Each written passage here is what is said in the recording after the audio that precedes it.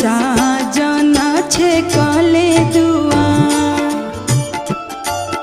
आर के कारा करने बोलू हरल ये पापा साजन छे कले